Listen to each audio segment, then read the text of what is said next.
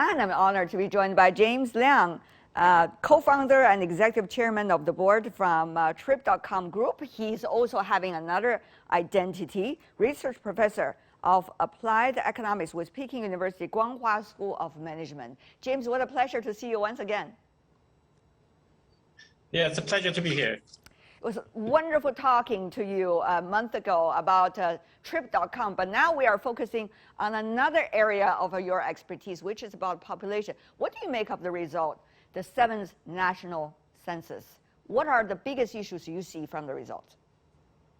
The only one, I think it's the worrying number, which is the number of new births last year, 2020, we have the only 12 million new babies, which is much lower than 5 years ago and much lower than last year, about 20% lower than last year. Do you consider that as a huge challenge? Some say it's okay. It's getting better. Well, yeah, this, of course, the number of new births will not affect the Chinese economy immediately. The effect only will kick in, one generation later, 20 years later. True. But the fertility rate has dropped below 1.3, which is also a number announced. And that number is actually even lower than Japan, which is also, we know, have suffered greatly from the low fertility rate. So China's having a big problem, the low fertility problem, and it takes a very strong policy intervention to correct it. Remember, James, earlier, since there were concerns and policy began to change from family planning policy to now, people are encouraged to have the second, even the third child. Why it haven't worked, or at least haven't worked in your eyes? It is actually natural when a country becomes richer or we have a higher urbanization rate, the fertility will drop. Mm-hmm. But China's drop is much faster, much steeper than other countries. And compared to the country to a similar level of development, China probably has the lowest fertility. And it's much lower than, the European level, and of course much lower than that of US, and it's even lower than Japan. Yeah. So this is actually kind of surprising. But if you look at the factors behind that's driving this fertility rate, it's actually not very surprising, because China has, I think, is the most burdensome, or the cost of raising a child relative to income is probably among the highest in the world. 3 factors. One is the high housing price. If you compare the housing price relative to income to other countries, China is actually having the highest housing cost. In Shenzhen or in Shanghai, it takes 30 years of income to buy an apartment. In the US, it's probably 5 years of income. In Europe, that's probably 10 years of income. Mm-hmm. And even in Japan and Korea, that's less than 20 years of income. But not just in first-tier cities, the second-tier cities are also getting very expensive relative to income. So if you want to have one more child, you probably need to buy at least 20 square meters of extra housing, which will cost you a few years of income. So that's actually very burdening for the young couples. The other big factor is China's, in terms of education costs relative to income, is also among the highest. Private tutoring cost is actually very high. Actually, it's generated a huge industry of the private tutoring, and a lot of companies actually listed in the US. By some estimates, it is over $100 billion a year spent by Chinese parents on just private tutoring, and it's also growing very fast.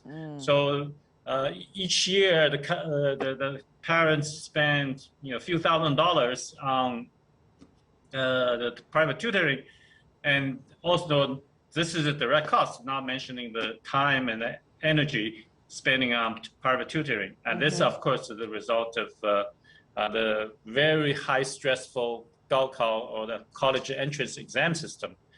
And the third factor is that China is not very friendly to the kind of female-friendly, family-friendly policy like daycare centers is not enough, and etc. Right.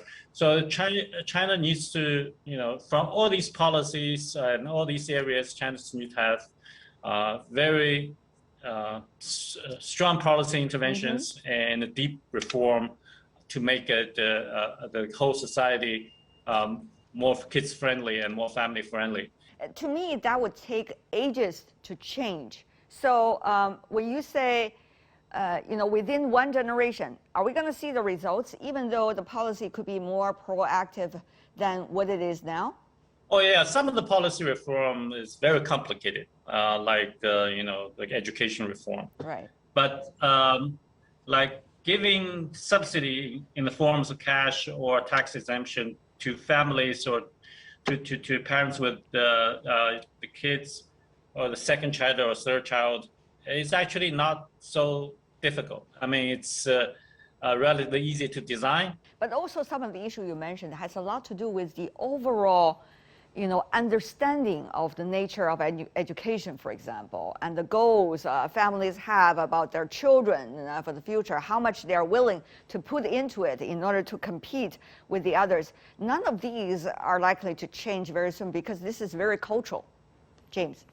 I wouldn't say cultural. Now it's more of I would call the rat race, in political economic terms, prison dilemma, that everybody spend more effort, but actually there's so few limited college slots or prestigious college slots, so that everybody is not benefiting much from this kind of a rat race.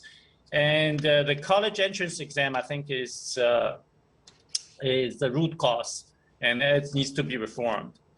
If people or parents will not care so much of the brand of the undergraduate education, rather care about the actual ability, working skills, or the characters, or the actual knowledge or the actual skills of the people from the education system, it will not be such a waste of the resource just preparing for the exam. Education reform takes a long time. It's probably the most difficult policy measures proposed. But in terms of giving, cash or subsidy to families, that's should be relatively quick to roll out. Yeah. And also to solve the housing issue, actually, that's a relatively easy one too. It's basically giving discounts or giving tax exemptions to people with multiple kids to buy housing in big cities.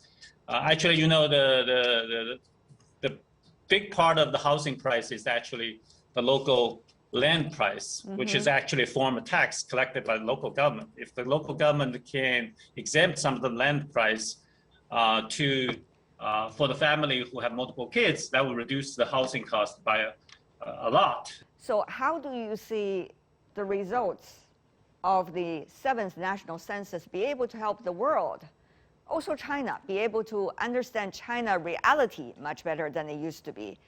And do you see China's current policy framework, such as the latest 5-year plan, have sufficient measures to address some of these challenges coming out of the, reflected by the national census? Well, I think the overall the number reflects China's economy or the demographic situation is actually quite stable.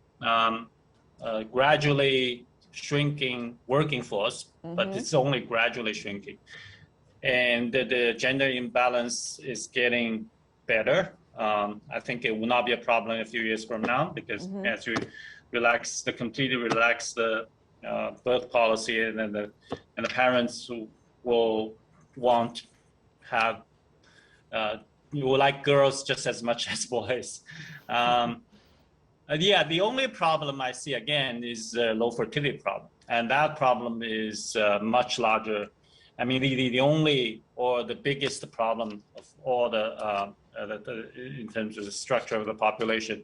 It would take 2% to 10% of GDP to subsidize the families have multiple kids. to be able to raise the fertility rate to a higher level. I see. For example, 2% is necessary to raise the fertility rate to that of Japan, and 5% of GDP is necessary to raise the fertility level to that of Europe. But China does have the resource. China is currently spend or saves 44% of the GDP. The saving rate and the investment rate is 44%. It's 15% to 30% higher than other nations. Mm-hmm. And those are many are spent on roads, infrastructure, factories. That certainly really helped the Chinese economy in the past, but going forward, China doesn't need that much investment in those physical infrastructure. China can definitely allocate some of the savings to invest in the future, which is the kids, the human resource of the future, which is the kids today. Yeah. So China needs to allocate a big portion of the savings to family subsidy for multiple kids. So that's a big change I proposed, and China probably will have to do that sooner or later for its macroeconomic policy. Dr. James Liang, what a pleasure. Thank you so much for your input and insights.